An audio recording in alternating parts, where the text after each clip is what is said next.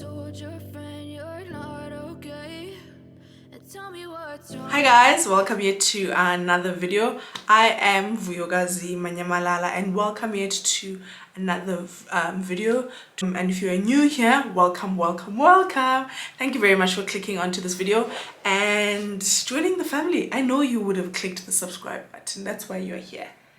I know. So if you haven't, and I believe that you have, please make sure that you hit the subscribe button down below and join the family. I'd really appreciate it. It's free, it helps me grow, it helps me reach more of you and more of the ones that are already here. So yeah, and also don't forget to like this video and comment down below, even if it's just a destination suggestion. I mean, this video is just starting.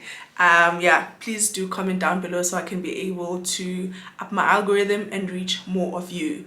That's why I sort of emphasize that. Yeah, so let's get right into it. Today's video, as you would have seen by the title, is just a Q&A on my recent travel to Thailand. As you would have seen. If not, I'll link a video up here and then you can watch it at your leisure after this video though. So we went to Thailand, as you would have seen with the previous vlogs that have been uploaded onto the channel.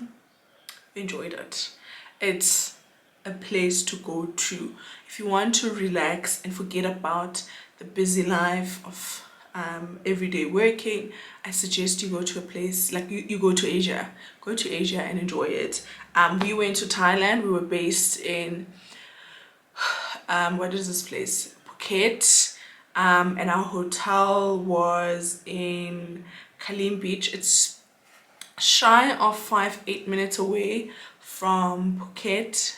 Like, yeah, I think I'm overestimating it, but it's more or less that long away from Patong Beach.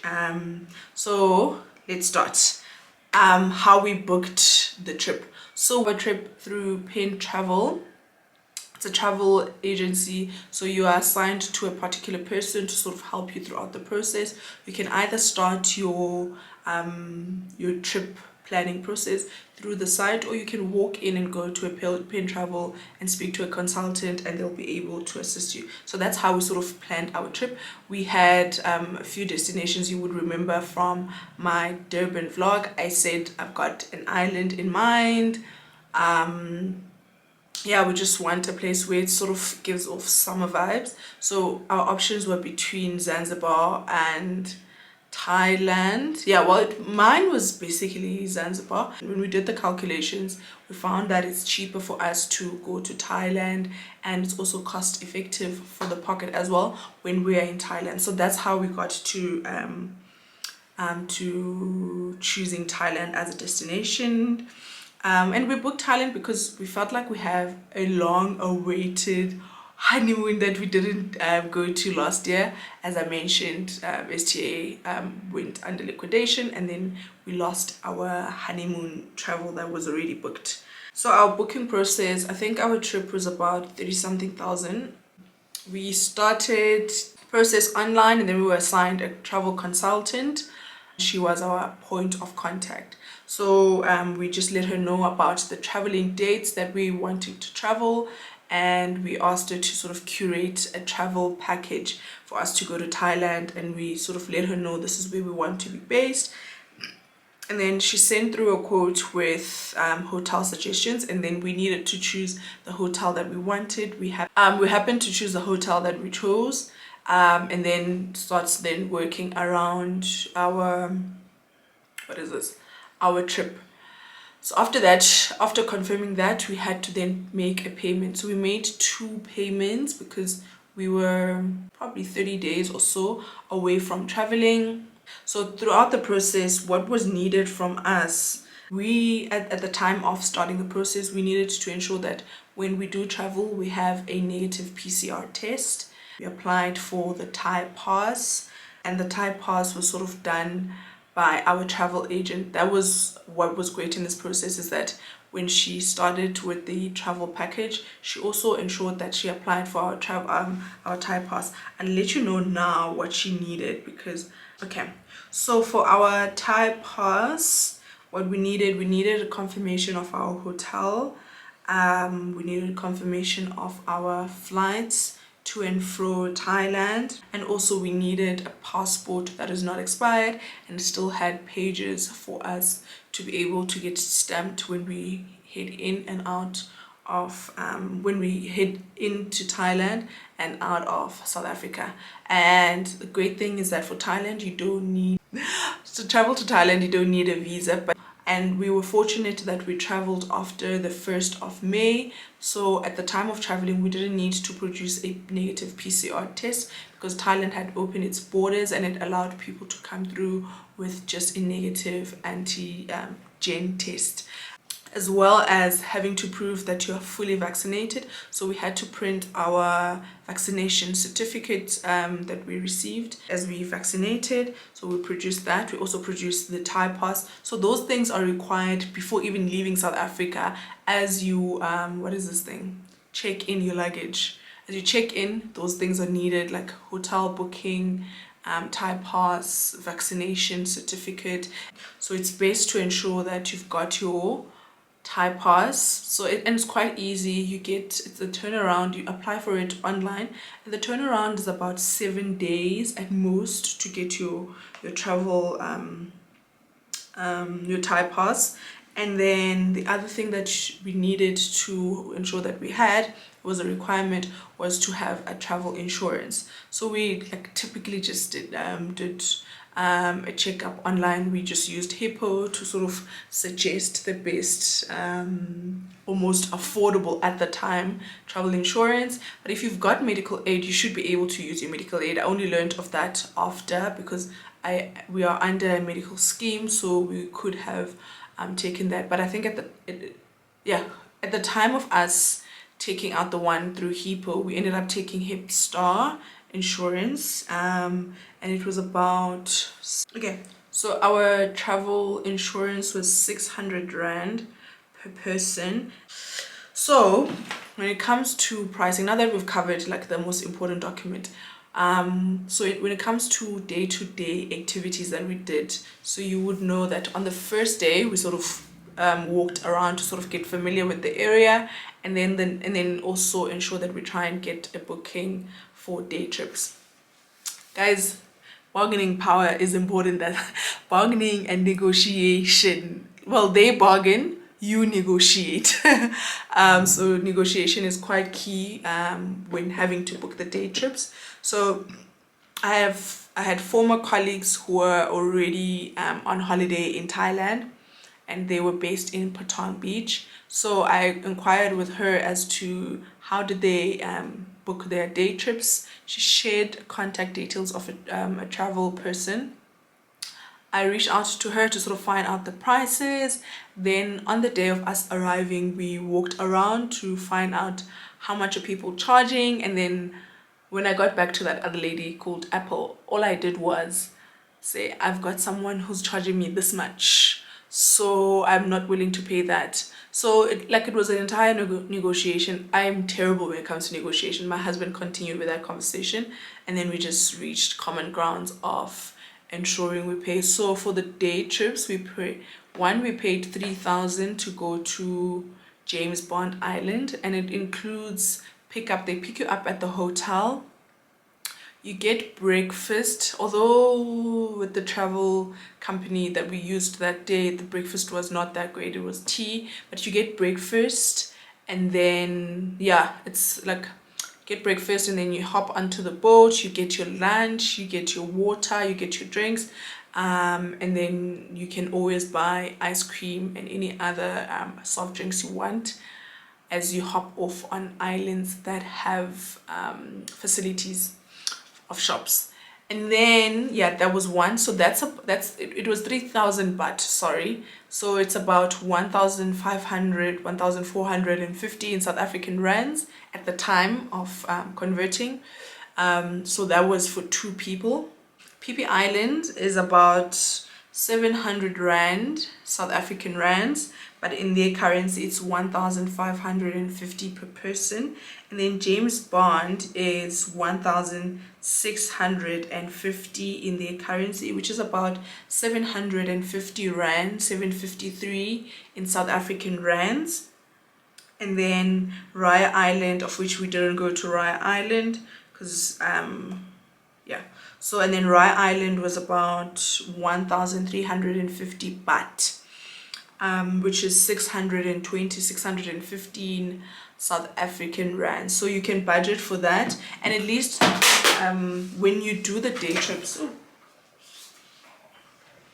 when you okay, I thought I broke my phone. So when you do the day trips, you're doing it knowing fully well that like it's covered for that day. So you're spending 750 for that day, and then all you need to worry about is breakfast. But you can always ensure that your hotel serves you breakfast. When you do the booking, please make sure you make sure that you add breakfast, because please don't do that to yourself. Please make sure that you add breakfast. So for us, we had already gotten the accommodation and what is this, and breakfast part out of it when we booked our trip, so we didn't have to stress about that. All we did when we left South Africa, we withdrew like 3,000 rands, which is about 6,000 Thailand baht, so that we have cash when we land.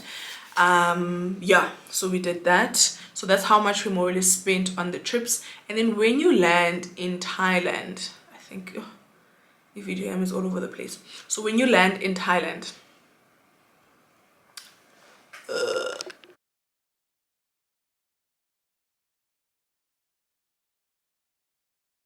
so let's start with when you land. When you land in Thailand, so because you don't have a visa that's already approved, when you land in Thailand, the first thing that you do is stand through the immigration queues, and then you need to start the process of ensuring that you're allowed into the country. They check all your documents, that you have your travel itinerary, your passport, your Thai pass, and your your vaccination certificates. And then people who don't vaccinate, at the airport as you arrive, there are people who will test to ensure that you are testing negative. But if you are a fully vaccinated person, the requirement of sort of testing is it's not a requirement. I think it would have changed by the time of this video getting uploaded, where if you test negative, if you have not vaccinated, then you don't need to test, but you can always check. The Thailand travel sites are constantly updated.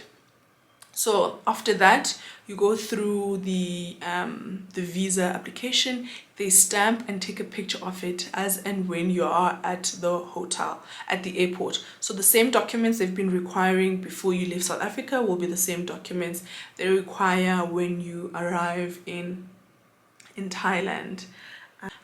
So you get that done at the airport, and then the first people you will see are people selling SIM cards. You can choose to buy the SIM cards from the first group of people that you see, which was but we just bought one SIM card so that we will be able to request a grab, call people, or just be online should we need it. And the SIM card is unlimited data for 7 days, so you can buy it in different packages. You get one for a package of 7 days. It's like buying data here in South Africa. You buy one for 7 days, 10 days or upwards, and then if you do find that you'll be in Thailand for longer than that, than the package that you would have bought, then you can always top up. But the great thing is that they activate the SIM card as you buy it, so it becomes like it starts to work at that time, so you get signal to the internet and the world as they load it onto your phone. And also I'd highly suggest that you don't get those phones, because we traveled with our we call it a landline, our small phone, those affordable phones that you get for 600 rand in South Africa. Those would already be set with a specific network. Try not to travel with such a cell phone if you're wanting to buy a SIM card in Thailand. Try and travel with a cell phone that can work with any network, because the one that we initially had was not allowing for the Thailand SIM card, and it was a bit of a struggle, but I eventually had to use my iPhone because it allowed for all networks. So please ensure that you do that. So you can choose not to buy the first person you see. There's loads of other people that you will see that are selling SIM cards, then you can buy from them. So it's best to just get a SIM card when you get there, so that you'll be able to be to reach your people through WhatsApp and the likes. And the other thing is that please, when you land, anyone who's telling you you must come for a presentation, gosh, there was a couple who fell for it. I wanted to tell them, please don't do it, but yeah, they were already signing papers. If there are people who are offering you a sit down, we'll give you a presentation and you'll get a free trip, please guys, please don't fall for it. We didn't fall for it because we know better. Please don't fall for it. You will definitely see those people. Yeah, so and then you eventually just get out of the airport, so no one is necessarily allowed in the airport. Our airport transfer, we just spoke to the different travel agencies that were outside, and they called our driver to come and pick us up. It was quite an efficient process. It was not even stressful now that I think about it. And we traveled in a good car. Like, their cars like are so beautiful, like leather seats, like it's like what is this, Uber Black, like you are transported by like an Uber Black type of driver. Service, when it comes to service, those people know what they're doing. Yeah, I tried to sort of take a video while I was inside the airport. I was told to cut it up instantly, but I had to respect, because it's the first point of entry for the country, and it's only respectful of me to ensure that what is this, I respect that and not sort of publicize those spaces. Yeah, so I think I'll insert a video of it.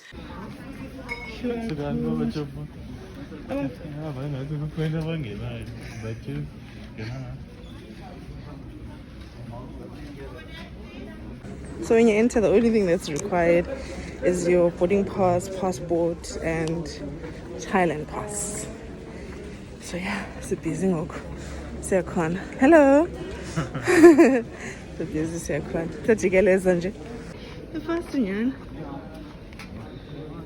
Tajikeleza into la. Okay, sorry. What else?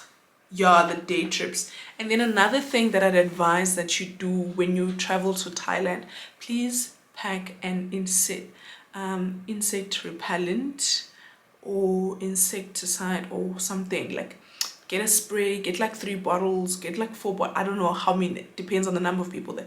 If you are traveling alone, please get like 2 bottles. For each person, like get like 2 bottles, and then get the lotion, and ensure you pack it in your checked in luggage, because with international travel you're only allowed a certain meals to travel with. So please ensure you pack that in your travel luggage. And then what else, because it gets like the heat there is unbearable, and the insects, mosquitoes are at a high, and you don't want to deal with that. When it comes to booking the day trips, if you don't want to negotiate, just book with your hotel. But if you don't want to pay exorbitant prices, please speak to the street vendors. I remember when we arrived at reception, like this couple from South Africa was just like, Ningalinge. Nibuke nababantu. If you want to know who you can book with, speak to us, and then we'll liaise you to the rightful people. Luckily, we already started the conversation, so yeah, please ensure that you try and book with the street vendors. You can always hop around. There's a lot of them. You won't miss them. There's a lot of them. Then you can always hop around and chat to people and sort of negotiate your price down. What else? It's best, I think it's best for you to check the weather conditions in Thailand. Let me check best travel times. So the best time to travel in Thailand is during like the cool and dry season as per Google. It says between November and early April. We traveled end April, like beginning of May, and it was starting to get it was starting to get wet, like it was raining, but it's proper summer rain. But if you want to experience full heat of Thailand, I'd suggest that you travel between November and April, as those are the best times. Like it has an average temperature range of 29 to 34 degrees, and I think when we were there it was about 26 upwards. It was still fairly good, like it was humid, it was hot. So I'd say maybe travel around those times.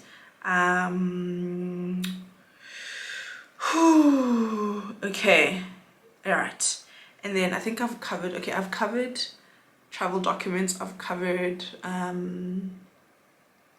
COVID related issues, I've covered day trips. There's a lot of day trips. The trips, how they work, they pick you up at like 7 o'clock, 7:30, it depends, and then you back like 4:30, 5 o'clock. So this one was the PP Island.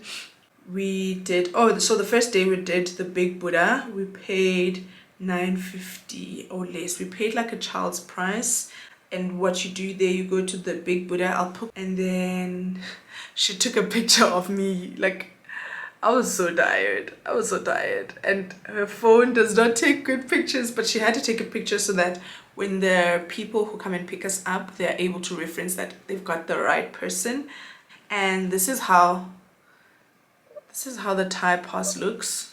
But the Thai pass is just one page. You get the code. I don't wanna, yeah. Thai pass is just one page, and then it shows whether you need to quarantine or not. So if you're fully vaccinated, it will definitely state that no quarantine, so no quarantine required.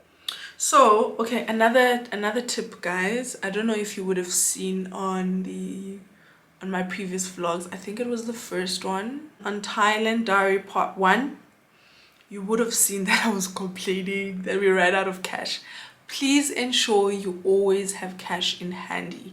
South African banks always do us bad, whether you're in South Africa or we are outside of South Africa. So please ensure that you always have cash in hand. Like, you could always, please have more than what you think you should have. When you think 3,000, maybe, yeah, have 3,000 at hand, like 3,000 baht, which is about 1,500.